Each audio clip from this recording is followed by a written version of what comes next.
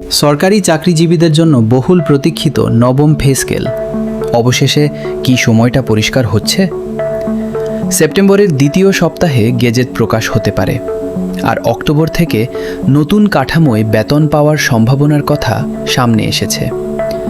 তবে এর মধ্যেই গুরুত্বপূর্ণ প্রশ্ন, পে স্কেল আসলে কবে কার্যকর হবে, কত ধাপে বাস্তবায়ন হবে, আর 1 জুলাই থেকে কার্যকর ধরা হলে জুলাই, অগস্ট ও সেপ্টেম্বরের বকেয়া কিভাবে পাবেন সরকারি চাকরিজীবীরা?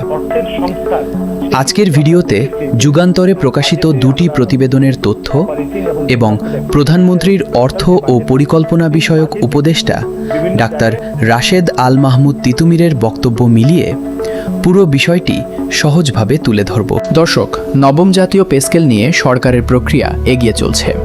প্রধানমন্ত্রীর অর্থ ও পরিকল্পনা বিষয়ক উপদেষ্টা ডাক্তার রাশেদ আল মাহমুদ তিতুমির জানিয়েছেন, নতুন বেতন কাঠামো বাস্তবায়নের কাজ কয়েকটি গুরুত্বপূর্ণ ধাপের মধ্য দিয়ে এগোচ্ছে। তবে কবে থেকে নতুন বেতন কার্যকর হবে এবং কত ধাপে এটি বাস্তবায়ন করা হবে সেটি এখনও চূড়ান্ত নয়। এ বিষয়ে চূড়ান্ত সিদ্ধান্ত নেবে মন্ত্রিসভা। অর্থাৎ এখন পর্যন্ত যে তথ্য পাওয়া যাচ্ছে সেটি হলো, প্রক্রিয়া এগিয়ে গেছে, কিন্তু চূড়ান্ত বাস্তবায়ন তারিখ ও ধাপের ঘোষণা এখনও মন্ত্রিসভার সিদ্ধান্তের অপেক্ষায়। উপদেষ্টা ডাক্তার রাশেদ আল মাহমুদ তিতুমির বলেন, পে স্কেল বাস্তবায়নে সাধারণত 3টি পর্যায়ে কাজ হয়।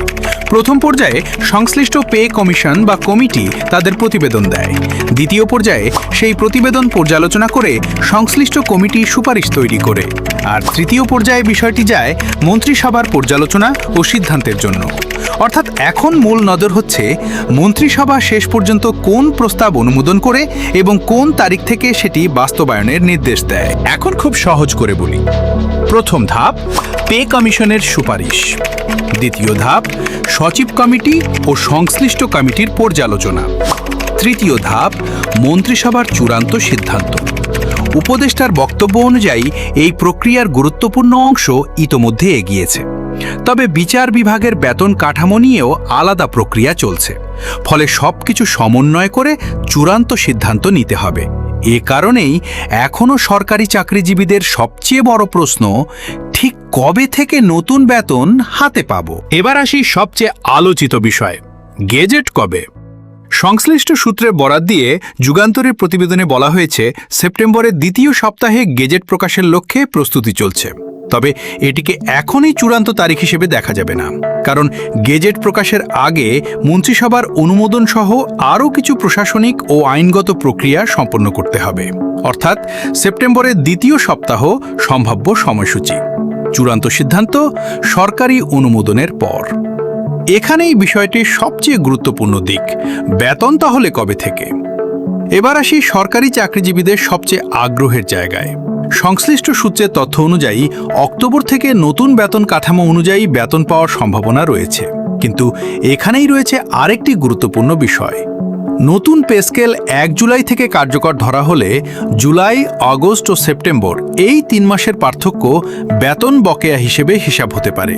অর্থাৎ গেজেট যদি পরে প্রকাশও হয়, কার্যকারিতা যদি 1 জুলাই থেকে ধরা হয়, তাহলে আগের মাসগুলোর বেতন নতুন কাঠামো অনুযায়ী পুনর্নির্ধারণ করার সুযোগ থাকবে।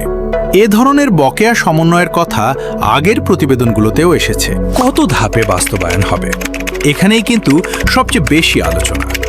সরকারি পর্যায়ে একবারে পুরো পে স্কেল বাস্তবায়ন করা হবে নাকি ধাপে ধাপে করা হবে, এটি এখনও চূড়ান্ত সিদ্ধান্তের বিষয়। আগের বিভিন্ন প্রতিবেদনে একাধিক ধাপে বাস্তবায়নের সম্ভাবনার কথা এসেছে। এমনকি মূল বেতন আগে এবং পরে বিভিন্ন ভাতা ও সুবিধা কার্যকর করার বিষয়টিও আলোচনায় ছিল। তাই এখানে আমাদের সতর্ক থাকতে হবে। কত শতাংশ বেতন বাড়বে, কোন গ্রেডে কত বাড়বে, কোন ভাতা কখন কার্যকর হবে, এসব তথ্য এখনো চূড়ান্ত গ্যাজেট ছাড়া নিশ্চিতভাবে বলা ঠিক হবে না। অর্থের সংস্থান কোথা থেকে হবে? আরেকটি গুরুত্বপূর্ণ প্রশ্ন হল, সরকার এত বড় একটি বেতন কাঠামো বাস্তবায়নের অর্থ কোথা থেকে করবে? এ প্রশ্নের উত্তরে উপদেষ্টা জানিয়েছেন, সরকার অভ্যন্তরীণ সম্পদ আহরণ বাড়ানোর পাশাপাশি প্রয়োজন হলে ঋণও নিতে পারে। অর্থাৎ নতুন পে স্কেলের অর্থের সংস্থান শুধু একটি উৎস থেকে নয়, সরকারের রাজস্ব আহরণ এবং প্রয়োজন অনুযায়ী ঋণের বিষয়টিও বিবেচনায় রয়েছে। সরকারি চাকরিজীবীদের জন্য এর অর্থ কি? দর্শক, একজন সরকারি চাকরিজীবীর জন্য বিষয়টি শুধু বেতন কত বাড়বে এখানেই শেষ নয়। নতুন বেতন কাঠামোর সঙ্গে যুক্ত হবে মূল বেতন, বাড়ি ভাড়া, চিকিৎসা সুবিধা, অন্যান্য ভাতা, পেনশন ও অবসর সুবিধা।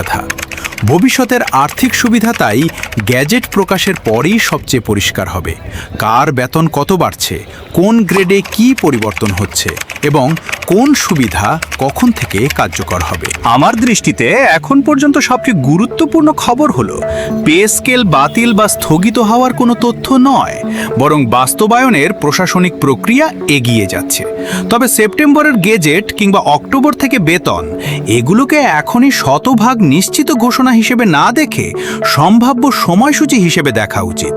চূড়ান্ত উত্তর আসবে মন্ত্রিসভা সিদ্ধান্ত এবং সরকারি গেজেট প্রকাশের পর। আর যদি 1 জুলাই থেকে কার্যকর ধরা হয়, তাহলে বকেয়া অর্থ কিভাবে সমন্বয় করা হবে সেটিও তখন পরিষ্কার হবে। তাহলে এখন আপনার কাছে সবচেয়ে গুরুত্বপূর্ণ প্রশ্ন কোনটি? পে স্কেল কত বাড়বে নাকি কবে থেকে নতুন বেতন হাতে পাবেন? আপনার মতামত অবশ্যই কমেন্টে জানাবেন।